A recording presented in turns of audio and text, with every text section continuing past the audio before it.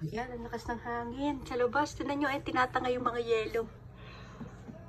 Naku, nasa ano kasi tayo, nasa loob kasi tayo, yung ano, nagmo-moist tong ating, window.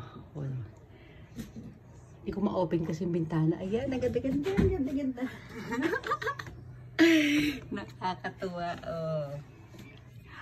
Naku, sarap niya maglaro sa labas. O, diba? Ganda niya. Ganda-ganda talaga. Wow. Oh, pag malakas ang hangin, grabe, naglalaglagan yung mga yelo galing doon sa puno. Ayan, oh.